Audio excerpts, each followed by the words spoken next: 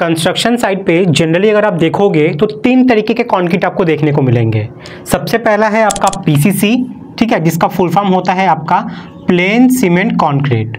उसके बाद है आप देखे होंगे कि आरसीसी है, जिसका फुल फॉर्म होता है आपका रेनफोर्स्ड सीमेंट कंक्रीट।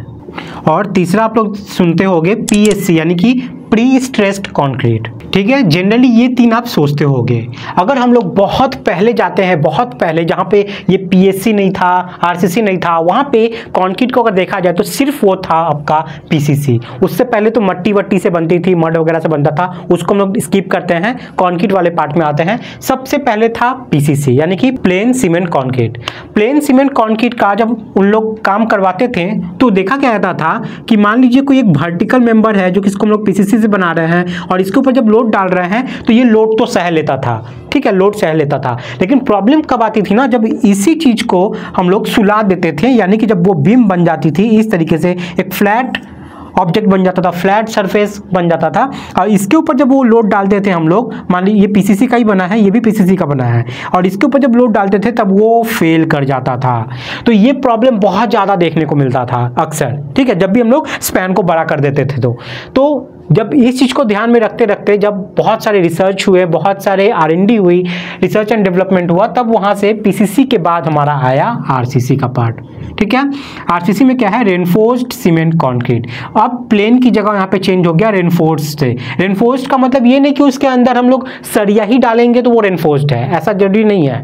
रेनफोर्स्ड का मतलब अब वो मोनोलिथिक स्ट्रक्चर नहीं है, मतलब उसके अंदर में एक और कोई भी एलिमेंट डाल दो, चाहे वो लकड़ी का डाल दो, चाहे वो लोहा का डाल दो, कुछ भी डाल दो तो वो रेनफोर्स्ड हो गया, ठीक है। तो हम लोग देखा गया कि जब कंक्रीट के अंदर, जब हम लोग कंक्रीट को इस तरीके से बिछा रहे हैं, जब हम लोग फ्लैट सरफेस कर रहे हैं और इसके अंदर में जब हम लोग सरिया को घुसा दे रहे हैं, एक समय था जब बहुत पहले बांस घुसाया जाता था, बांस मतलब लकड़ी वकड़ी हो गया ना, उसको घुसा के हम लोग कास्टिंग वास्टिंग करते थे, एक समय था। अभी भी बहुत जगह इसको किया जाता है, यूज किया जाता है, क्योंकि इसमें कोई कोरोशन नहीं है, कोई रस्ट नहीं लगता है, कोई जंग नहीं लगता है, लाइफ भी बहुत अच्छा चलती है, बहुत जगह रोड बनाया जाता है इसके द्वारा, ठीक है।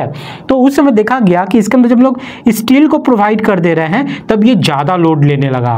तब वहाँ से ये स्कीम निकल के आया कि चलिए अब इसके अंदर हम लोग सरिया डाल के सारा इंफ्रास्ट्रक्चर को हम लोग डेवलप करेंगे। और देखा भी जाता है कि मैक्सिमम अभी जो स्ट्रक्चर बन रहे हैं वो हमारे आरसीसी के ही होते हैं, ठीक है। तो यहाँ से पीसीसी के बाद आरसीसी आया। अब जब देखा गया कि ये जो स्पैन है ना, ये जो स्पैन है एक लिमिट तक ही हमारा आरसीसी के अंडर में काम कर पा रहा है, मतलब स्टील डाल दो उसके अंदर, ठीक है, तो हमारा टीएमटी बार वगैरह है वो उसके अंदर डाल दो, ठीक है, लेकिन एक लिमिटेड स्पैन को ही वो कवर कर पाता है। उससे ज़्यादा अगर करना है तो हम लोग क्या हो सकता है कि बीम को बहुत ज़्यादा डेप्थ में बड़ा कर देना पड़ेगा। अब बीम में जब डेप्थ में बड़ा कर दे रहे हैं तो हम लोग को फ्लोर हाइट जो है वो कम मिल रहा है, तो ये सब प्रॉब्लम आने लगा। अब जब ये सब हो रहा है तो मान लीजिए इसका खुद का भी तो सेल्फ वेट है, जो बीम इतना बड़ा जाएगा, उसके अंदर से इतना सारा बड़ा बड़ा सरिया जाएगा, उसका खुद का वेट भी तो बहुत ज़्यादा हो जा रहा है, इससे पैसा बहुत ज़्यादा लग रहा है, उस बिल्डिंग का डेड लोड बहुत ज़्यादा बढ़ जा रहा है, हम लोग जो लाइव ऑब्जेक्ट वहाँ पर रखने वाले हैं वो उतना नहीं रख पा रहे हैं, पैसा बहुत ज़्यादा खर्च हो रहा है। तो ये सब को ध्यान में रखते हुए फिर से वापस से R&D की गई, फिर से वापस से रिसर्च किया गया, जब उसमें पाया गया हम लोग पीएससी, इसके बाद आया आपका पीएससी। इसमें हम लोग क्या करते हैं कि एक स्टील बार जिसको टेंडन बोलते हैं, वो टेंडन इसके अंदर में डालते हैं और उसको क्या करते हैं, कास्टिंग कर देते हैं। मतलब मान लीजिए ये एक स्लैब है, एक स्लैब में क्या किए, सरिया डाले हैं और ये प्रीस्टेज कंक्रीट का जो टेंडन है ना वो भी डाले हैं। इसमें क्या होती है, सबसे पहले एक केसिंग डाला जाता है जो कि खाली पाइप की तरह रहता है, और इसके अंदर से एक सरिया जो है हमारा, जो कि 6, 7, 8 बार, जैसे हम लोग रस्सी नहीं बनाते हैं वैसे ही ये टेंडन बना हुआ आता है, जैसा कि आप यहाँ फोटो में देख पा रहे हैं। इस केसिंग के अंदर से उसको घुसाते हैं, उसके बाद कास्टिंग कर देते हैं। कास्टिंग करने के बाद हम लोग क्या करते हैं, इसको खींच के, मतलब दोनों तरीके से हम लोग क्या करते हैं, खींच के इसको टाइट कर देते हैं। इससे फायदा क्या हुआ ना, देखा गया कि हम लोग का स्लैब थिकनेस हो गया या बीम का थिकनेस हो गया, वो हम लोग कम ही रख कर ज्यादा लोड उस पर दे पा रहे हैं, वो सेफली रह भी जा रहा है। तो वहीं से हमारा निकल के आया पीएससी यानी कि प्री स्ट्रेस्ड कंक्रीट। क्लियर हो गया, समझ में आ गया ना। अगर मैं आप लोग को टेक्निकली और आसान भाषा में समझाना चाहूँ उसके पीछे क्या काम करता है, स्टील कैसे लोड ले लेती है, तो ये सब समझिए। मान लीजिए एक ऐसा बीम है आपका, ठीक है, ये बीम अभी फ्लैट है यानी कि पीसीसी है। अब जब इसके अंदर हम लोग ऊपर से लोड डालेंगे तो कुछ इस तरीके का सिनेरियो आपको देखने को मिलेगा। जब इसके ऊपर लोड आ रहा है ना, जब इसके ऊपर मैं लोड डाल रहा हूँ तो देखिएगा ये जो बीम है ये बेंड होना चाहेगा, ठीक है। ये जब लोड डालूंगा तो ये ऐसे करके बेंड होगा ना, नीचे वाला पार्ट यहाँ पे उतरना चाहेगा। जब ये बेंड होगा तो ऊपर क्या हो रहा है, कंप्रेशन हो रहा है, और नीचे वाला पार्ट जो है ना वो बाहर की तरफ जाना चाहेगा। यहाँ से क्रैक ऐसे से डेवलप होगा, ऐसे से क्रैक यहाँ पे डेवलप होगा।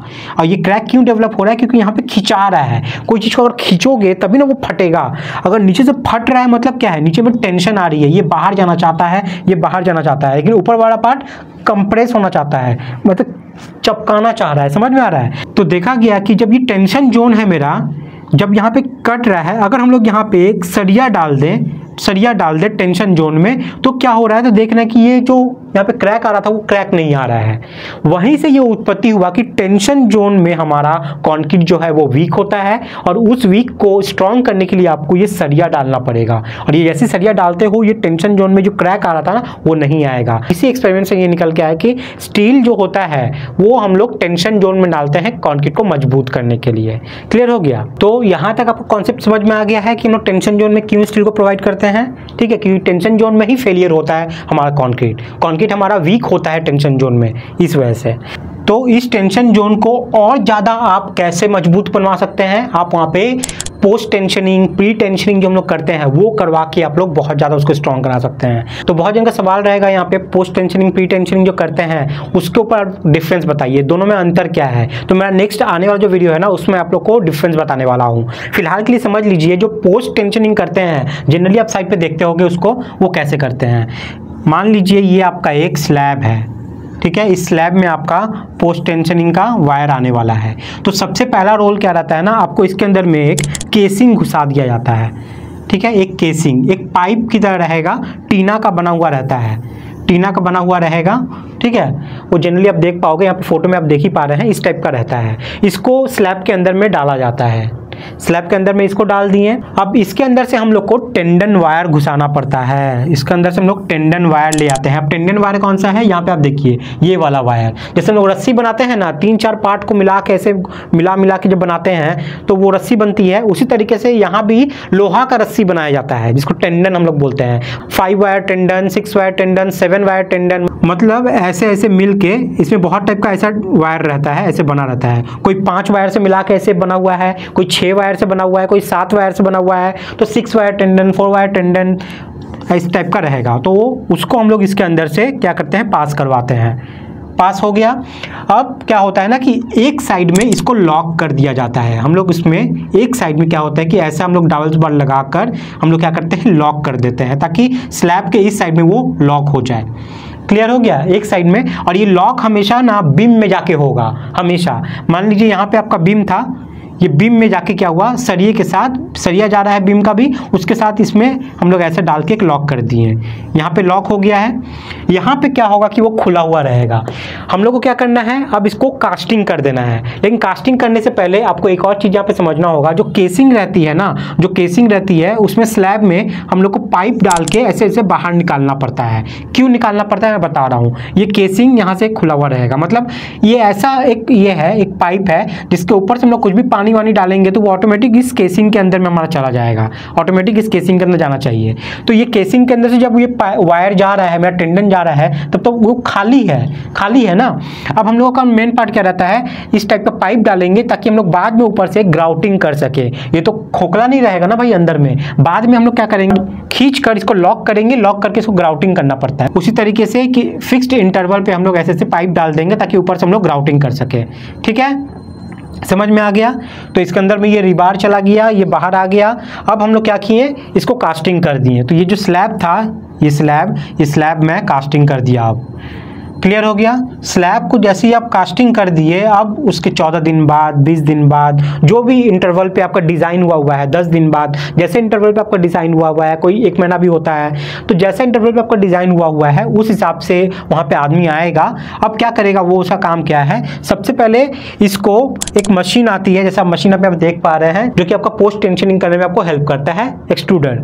तो उससे हम लोग क्या करते हैं, यहाँ पे ऐसे पकड़ के इसको खींच के, जितना खिंचा सकते हैं, जितना प्रेशर लगता है उसको खींच कर यहाँ पे क्या करते हैं हम लोग, वेजेस जो आप देख पा रहे हैं यहाँ पे फोटो में, इसको वेजेस कहा जाता है। इस वेजेस की मदद से इसको हम लोग यहाँ पे क्या करते थे, लॉक कर देते हैं।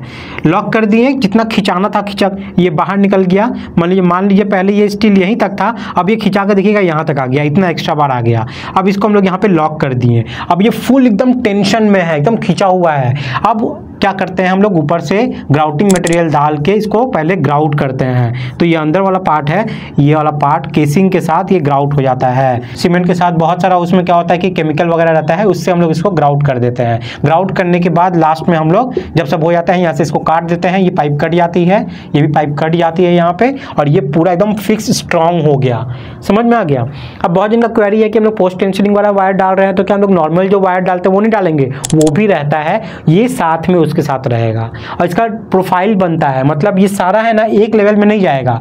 ड्राइंग बनेगी कि स्लैब का बेंडिंग मोमेंट कैसा है, ठीक है। बेंडिंग मोमेंट में कहाँ पे मोमेंट जीरो बन रहा है, कहाँ पे ज़्यादा बन रहा है, उस हिसाब से ये जो स्लैब में, मान लीजिए आपका ये स्लैब है, देखिएगा जो पोस्ट टेंशनिंग का जो ड्राइंग आता है ना, उसमें ये वाला कुछ इस तरीके से रहेगा, ऐसे जाता है, फिर कहीं उठ जाएगा, फिर कहीं डाउन हो जाएगा, इस तरीके से आपका ये रहता है, ठीक है, ऐसे चला जाएगा। तो ये हाइट आपको मेंटेन रखना पड़ता है स्लैब से। जहाँ पे डाउन है वहाँ पे नीचे रखना पड़ेगा, जहाँ पे ऊपर है इसको ऊपर रखना पड़ेगा। इस तरीके से ये जाता है। ये केसिंग ऐसे जाएगी, केसिंग के अंदर से आपका ये बार जाएगा। तो उम्मीद करते हैं बहुत कुछ आपको यहाँ पे कॉन्सेप्ट क्लियर हुआ होगा, बहुत कुछ नया देखने को मिला होगा यहाँ पे। फिर भी कोई डाउट है पोस्ट टेंशनिंग को लेके, प्री टेंशनिंग को लेके, कुछ भी आपका यहाँ पे क्लियर करवाना है तो आप लोग कमेंट सेक्शन में मुझे जरूर बताइए। मैं आप लोग को जवाब देके उस फंडे को क्लियर कर दूंगा। अगर कुछ वीडियो बनना रहेगा, कुछ बड़ा टॉपिक रहेगा तो वीडियो बना के भी इस पर डाल दूंगा। तो कैसा लगा है वीडियो आप लोग जरूर बताइएगा। आज के वीडियो में इतना ही रखते हैं, मिलते हैं नेक्स्ट वीडियो में फिर किसी टॉपिक के साथ। तब तक के लिए बाय, टाटा, जय हिंद।